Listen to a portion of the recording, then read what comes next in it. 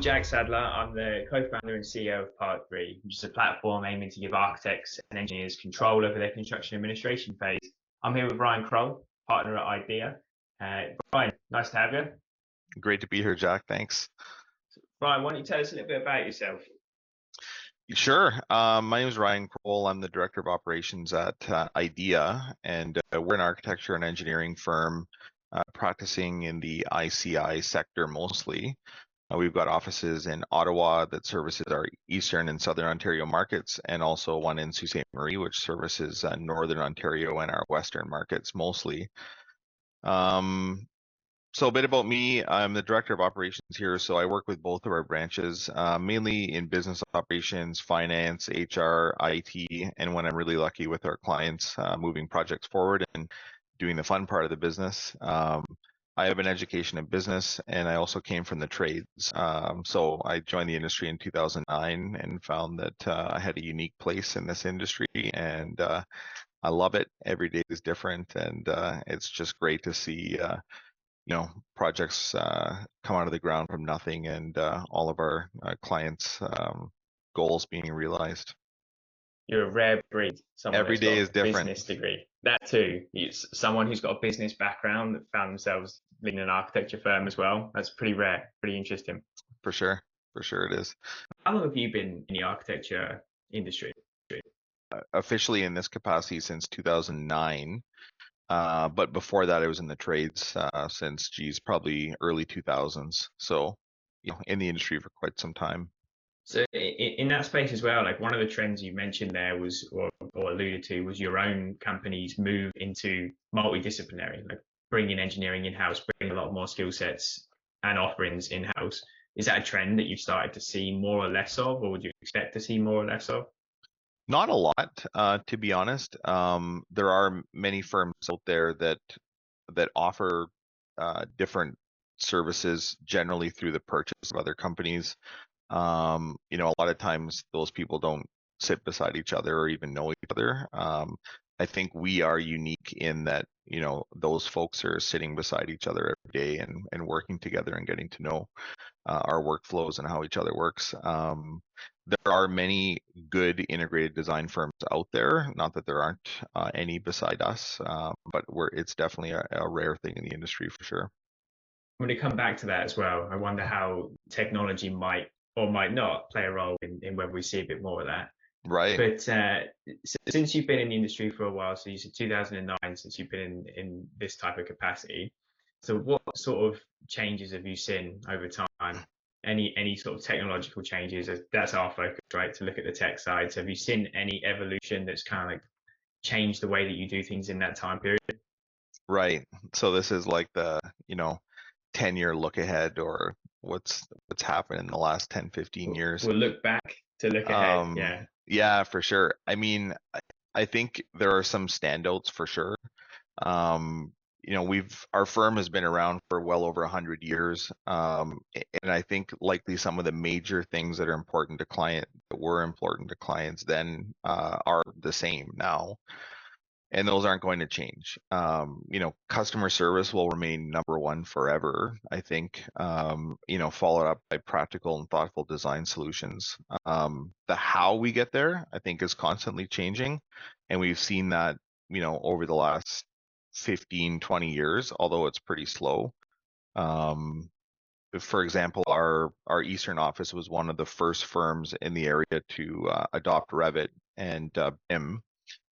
Followed by our Northern office, which was mainly CAD until very recently, the last 5 years kind of thing. So, I mean, AutoCAD, of course, was the first one, early 90s, with Generation 1 coming out.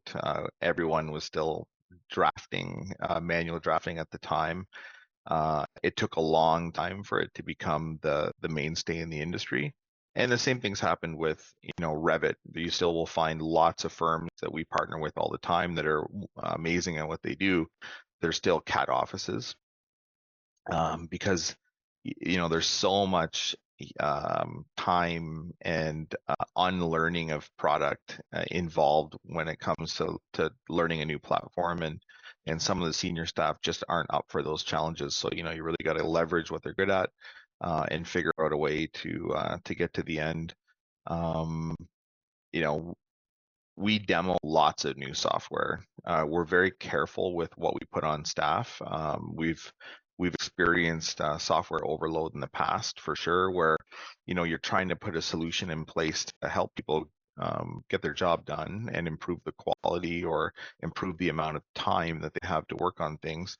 But oftentimes we find that you're oversold on product that is out in the industry, and it really doesn't do what they say it's going to do. And then you're down the road and you've invested 6 months in time learning it and instructing it to staff, and sometimes it's hard to do a full stop and backtrack on what you're using. You've spent all that money and time getting to learn it, right? So I would Yeah. say for every 5 pieces of software that come out, or maybe 10 is a better number, 1 is useful.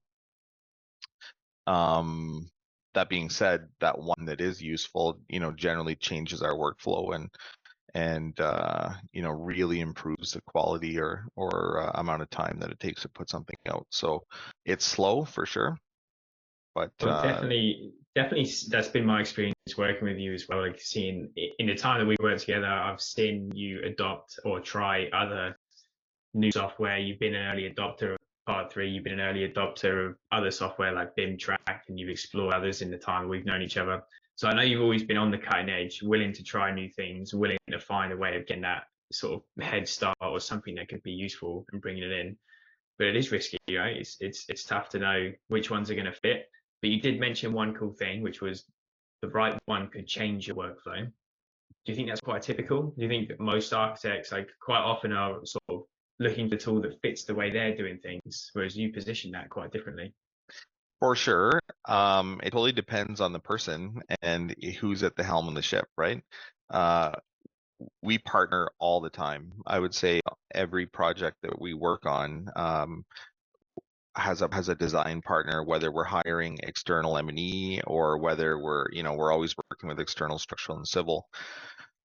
Sometimes we'll partner with another architecture firm if we don't have exactly the right skill set that the client's looking for. It's a special project type that we don't have a lot of experience in. So sometimes it's a bit of an issue trying to get aligned with them on how we're going to work together. Like I said, a lot of the firms are AutoCAD only. A lot of them are charging additional fees to use Revit to go into generative design and work with us the way that we like to work. So I would say that everybody in the industry is different for sure, and it's Yeah. just figuring out the best workflow for the team. So when you look ahead now and you maybe look at the next few years, 5 years, 10 years is sometimes a bit too far to look, and predictions are a fool's game, which is why I like asking people to make them. But where do you think the industry's headed, and what if any technologies do you see kind of like shaping that future? Right. So 10 years out, I don't know. We thought we'd have flying cars by now. Yeah. I'd like to think the tools we have at our disposal, like Part 3, will give us some time back throughout some of the project phases so we can focus on the elements that really matter most to the project. When it comes to, AI has been the big buzzword out there the last, let's call it 5 years. And I went to a conference 5 years ago, and it was all spun towards AI and what that was going to mean for the architecture industry. And basically, the talk of the town in 2019 was that architects should start looking for a new job because in 5 years, all the firms will be irrelevant, right? And coming at it a half a decade later, we've hardly received anything that's worth looking at from an AI software point of view. We've demoed, there's quite a few out there, programs that will kind of help you work on your massing and best coordinate the site and look at what the best layout is for multi-unit residential buildings and that kind of thing. But even the best ones that are out there require a massive amount of human intervention. They don't consider the soft things that are important to clients. They don't consider code most of the time. They don't consider what zoning restrictions we have to look at on sites and that kind of thing. So as Right. much as it might help, 2-3% of what we do, I don't see in the near future AI becoming an incredible part of our business, like 10, 15, 20% of our design process. It's just not there yet, unless there's going to be a major breakthrough in the next few years. Yeah, which I think is definitely the sentiment we're seeing, right? We're seeing the first products and features and tools are sort of hitting the market. A lot of them are a little bit underwhelming. Some of them are doing one slice of a problem really well, but it's still just a time saver. It's not moved into the, as you referred to it, it's not moved into the core. It's not moved into the center of what you do. For sure. For sure. One So you know person, what? Where we've really focused on softwares that are going to help with the mundane tasks. A couple of them, and I'm sure every firm in history these days deals with email management.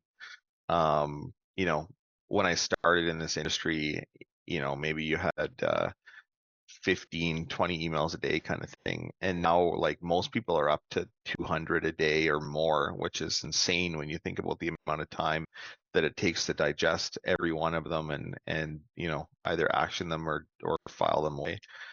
So it's, finding software to deal with that kind of stuff. Contract administration is another great example. And, I can't say enough about part three and what it's done for our company. Those type of things are where I see software really adding value to our businesses. Um, Design is so subjective. I just can't see it ever being done by a machine. right? So are there any areas that you think AI has more of a chance to have an impact? Yeah, for sure. I mean, I think they're going in the right direction. Um, Autodesk is our go-to software for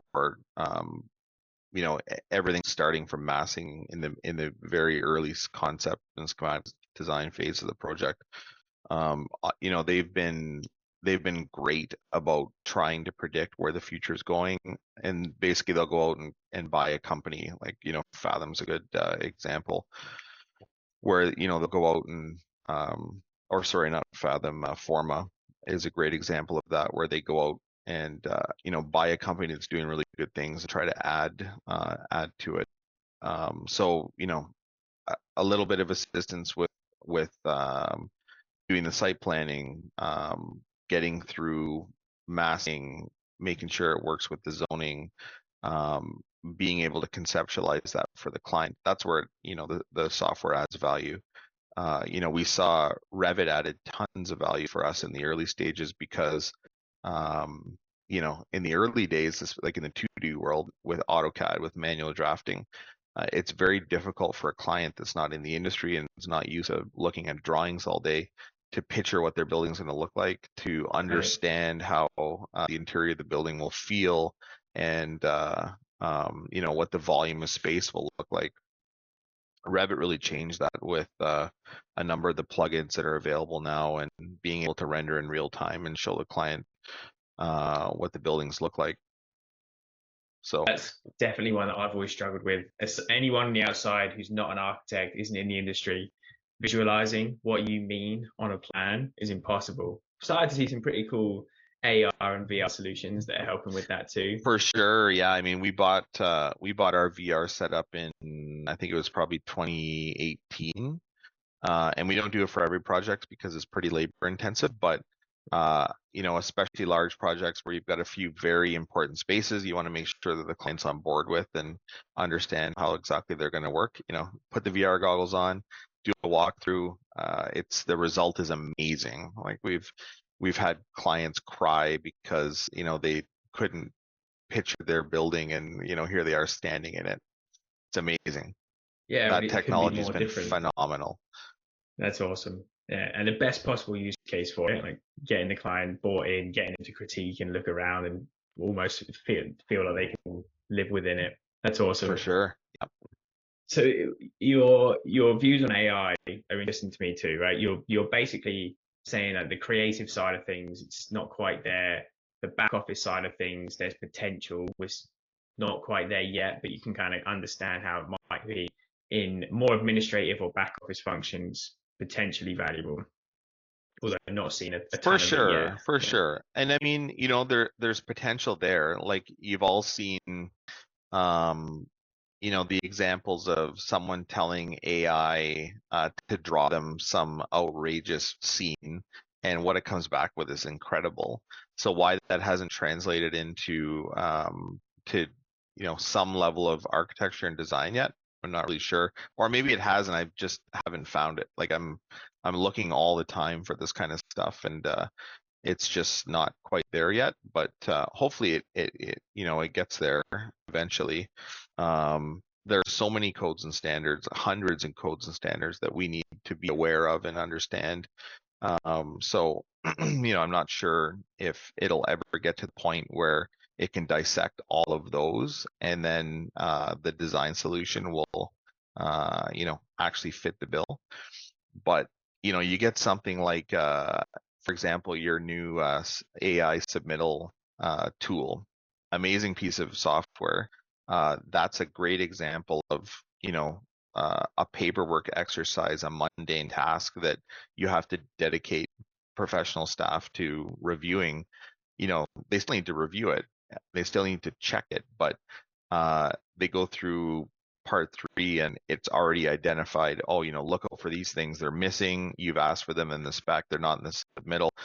That maybe cuts out an hour of time on a medium-sized submittal that they can get back, either making sure that everything else is there and that it meets the requirements of the project, or just doing something else for the client, right? Yeah, that's awesome. That's By the the way, just that's the big win for me, I think. wait until we figure out how to review door hardware submittals for you. We watch that hour skyrocket. Yeah, if we could have an AI tool that created hardware schedules for us, that would be the next one we would go for. Right, make a note. So, okay, so knowing where you think AI is headed, I want to come back to one of the points we talked about at the beginning, which was the fact that you're a multidisciplinary firm. You've got a complicated model where you've got in-house engineering and architecture. Um, do you think that makes it more complicated for you to adopt certain technology like AI, or do you think the potential value is even more, even more prominent because of the complicated nature of your business? Well, it depends what we're asking the software to do, I suppose. The things that we've seen AI doing or trying to do so far in the design world are, things like building layouts, big picture stuff, site massing, building placement based on sun and shading and that kind of thing. Um, the detailed work on the engineering side is much more complicated than that. It's reacting, like, every discipline is reacting to something else. So electrical is roughed out based on all of the requirements of what the mechanical department needs to power all of their equipment, right? So can you ask a computer to go and sort out every piece of equipment that's in the mechanical model and exactly what it requires in terms of power, conduct a load calculation in accordance with all the codes and standards? Yes, in theory you should be able to, because all of that information is scheduled. It would be very complicated and would still require lots of human review, I'm sure. But the information's there. There's no reason it can't do it. It's just I don't think anyone's asking it to do it yet. Right. So do you think, so one of the reasons I'm interested in this topic as well is because there is a theory out there that AI could make it easier for firms to try and offer new departments or new offerings, new services, right? Like an architecture firm now that wants to spin up a structural engineering practice, that's very difficult to do. You went through it, your company went through it. You've got to hire, a bunch of professional engineers, bring them in, add them, integrate the process in, figure out how to do a whole bunch of back office stuff and make it happen. In the future, there's a theory that maybe you just hire one structural engineer and then the same back office team with AI tooling starts to take on that new function and starts to integrate it into a firm. Where do you sit on the scale of believer or skeptic, or, do you think that's possible? You think that's sort of oversimplifying it? Yeah, I'd be very skeptical of that right now based on what we see. we're AM&E in-house, and the reason that we have those three is because they're all complementary to each other, and we need all three of them every time. Whether we're doing a new construction building or we're doing a renovation or a fit up, you need those three minimum. Structural engineering, we've thought many times over the years about whether it made sense for us to bring structural in-house too. Structural is very different, very building specific, very industry specific, and we have a great group of structural engineers that we work with, and we handpick that team depending on the project that we're working on and depending on their experience. So the same thing would come down to AI. Like lots of partner firms, lots of folks that we've worked with in the industry have tried doing let's call it half of this by using labor pools. Lots of folks are using offshore labor pools these days, which is kind of halfway in between AI and using your own team, right? Those Right. models are most of the time pretty unsuccessful in terms of productivity. If you're using someone outside the country that doesn't understand, the federal codes and standards, and then you're getting into provincial codes and standards as well, which are most of the time very specific to the area. You're spending half of your time, trying to convey that information to someone who doesn't understand it, have them redraw it. I think the savings in labor is attractive, but the amount of time that you spend trying to get there is counterproductive. And then there's security requirements, of course. Just taking that example and then moving it all the way forward to AI, you don't even have that human interaction anymore where you can kind of build a rapport with them and explain to them how projects here or in Canada or in Ontario work. Now you're trying to do that with a machine. So I am skeptical about it. It would be a welcome addition to the industry, especially given the fact that the labor pool is quite small in the consulting industry, and it takes such a long time to train people and get them up to speed on the kind of projects that your firm works on and what your clients need. It would be great if you could do that one time with AI and you're done, and then the entire team could leverage those skills that you developed. So I don't But know. I'm maybe not skeptical yet. for sure, but I just don't see it yet. I think I agree. I like trying to think about ways we can push this and foresee what AI is doing, but I think there's a difference between what we're reading and theorizing what AI can do and what we're actually seeing in the industry today. For sure. So, For sure. how do you see, maybe last one on AI, but how do you see, if at all, that AI could actually change the relationship between architects or between, consulting firms and clients? Well, over the years, the good technologies and the useful technologies we've adopted have mostly been embraced by our clients. They don't see all of them. They do see some, like, again, let's go back to part 3. Contract admin is it's probably one of the most client-facing parts of our business. Design development, obviously, very heavy in retrieving owner requirements and getting their sign off on what we're providing for them. But contract administration, very paperwork heavy exercises. Most of the time going into great detail on answering RFIs from the contractor, issuing certificates of payment, that kind of thing. It's been part 3 has been a big success from our side for our client-facing relationships. They find the platform very easy to use. It makes their lives easier. They can go in, review something and click a button and it's signed. They don't have to go into an email, print a document on their printer, sign it, scan it in, rename it, send it back to us. Then we send it to the, like that whole issuance process that used to take days is now a 5-minute thing. So especially for our clients that we've been working for decades, they love it. That's So awesome. that's Yeah. the kind of that's the kind of impact we're trying to get with new softwares. And, could AI potentially help with that? Like, I don't think we would ever want to send something out of the office that was written or issued by AI without reviewing it. We'll always need to have some level of quality control, professionally on what's leaving this office. So again, I think it can help with certain things in the front end. It can help with some of the visualization, the early design, helping the client get through multiple design options, perhaps that kind of thing. Maybe some real-time World Cafe type charrettes. But I don't think it's going to ever replace someone in the chair between us and the client. Sometimes it's the simple stuff, right? We can get lost in what AI is going to do and robots walking around on site and all that stuff, but just making sure people can sign things and we can make manual workflows digital. That's kind of where the bar is.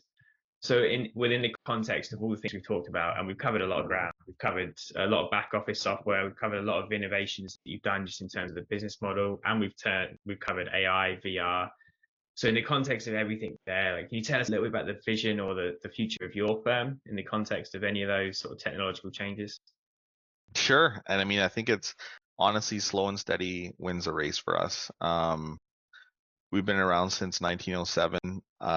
Nobody knows the characters that were involved with the firm back in those days. And, when we kind of go and look at the projects that we've done, I come back to the fact that, human interaction, customer service, quality and design, and our relationship with the client are the number one things. That's the key to success.